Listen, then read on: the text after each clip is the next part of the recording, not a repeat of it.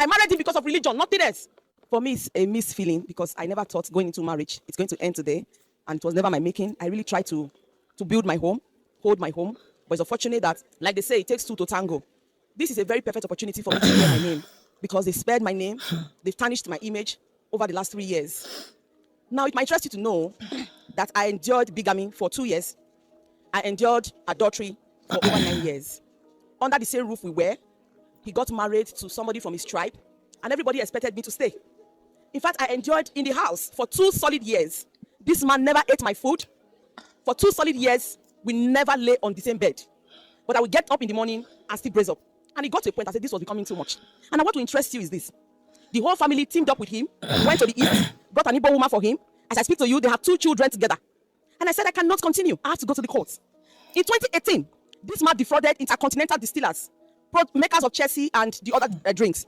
Without knowing what he did with the money, he was arrested. I was caught. As a matter of fact, the day he was about to be caught, I was in the hospital. I just gave birth to my daughter through CS. He came that evening and he said, people were running after him, they were chasing him. And I said, chasing you for what? He said he's going to call me to give me the information. I said, okay. He called me and told me that, oh, he has some things in his company, he's owing. I said, if you are owing your company, let's go and meet them and sort it out. It's something you can pay.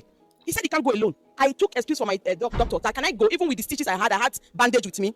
He said, yes, we drove there. Not knowing that the company, their office at that time was at Slope. They arranged 2 policemen on plain clothes. Immediately we got there, they handcuffed him. They took him to state command. It was later I got to know that he had defrauded the company 44 million naira, that I didn't know what he did with the money. For the name not to tarnish, because my name at the time was in Bere, I said, I told the company I was going to pay. Before I raised the money, they remanded him to Oko. I still raised the money, signed undertaking that I was going to pay the money. The company went to his warehouse and they removed all the goods that were there. They were able to recover 20 million naira from the goods. I paid 21,500,000 naira. They brought this guy from Oko. He was at home, he's not literate. I married him because of religion, nothing else. I said, what do you do now? The burden is too much for me to be caring for you, caring for your mother, your father, my children. He said he doesn't know what else to do. That the only thing he can do now is to go to business. And this same company, still, please, you have to stay with me. And this same company said they cannot allow him to be distributor anymore because he has defrauded them. I said, okay, you know what you are going to do? Go to forestry. Go and meet those Igbo guys and ask them how they go about boutique business. He went there, he lands. I followed him to Onitsha market where we bought our first goods, 7 million. And then we continued like that. Do you know the shocking thing? Those same goods we bought were the same thing he was giving to his concubine and his girlfriends. Several times I caught him. Now, before we got married, I had a landed property. I bought in my father's name. One day, he told me that the father said he wants to come and check where we are developing this property, that he wants to just see the environment. I said, okay, you can come.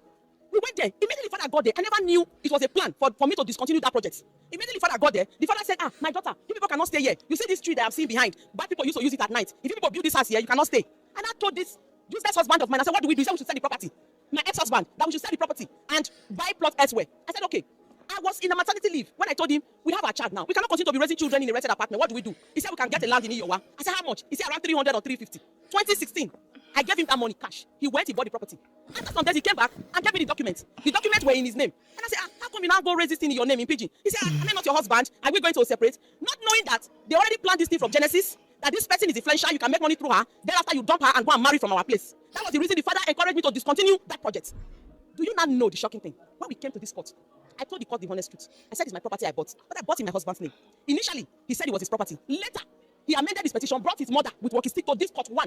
And the mother said, my house that I built from scratch, that is her own property, not even the son. And then people told me, they brought all manner of forged documents. And people told me, you said go and forge documents. So I said, no. I have a Bible-trained conscience. I will not go that route with them. If they came here with forged documents to claim the property, whatever the court says, so be it. So I didn't go the same route with them. I didn't forge any documents. Today, the house I bought, the house I built, because they are in his name, the court gave it to him that I couldn't prove it. The court has said it. But for me, Jehovah, the God I serve, is a righteous judge. Is the one that will see to everything that has happened in this matrimony that I try to keep for these years. Why do good people suffer so much in marriages? I mean, why do good women suffer so much in marriages? And you see the useless women, the bad women, usually are the ones that will enjoy, that will get a good man, that will enjoy in their marriages. Then a woman that has decided to make it work, hardworking, a virtuous woman will end up marrying a non-entity. Why can't the good begot the good? Why can't bad people meet themselves? Her story puts me to tears. As I watch this story, my heart goes out to her. I'm so heartbroken. And I understand. Now, person will never enter into that shoe no go understand. Because I have been in that shoe. I know what it means to give in your all, your everything to a nonsensical, to a useless man. But don't worry, madam. Karma will catch up with him. Oh, you don't need. I'm a witness. He will suffer. That property where they collect, that land where they collect. Just give him 2, 3, give him 5 years. He will lose everything and go back to the gutter where he belongs to. And for you, you will see how God will transform your life. He will bless you abundantly. That's what it be. Look at me today. I'm a testimony. Because good people, no matter how we say God no day, there is God. He is watching. He is watching. And he will not let you down.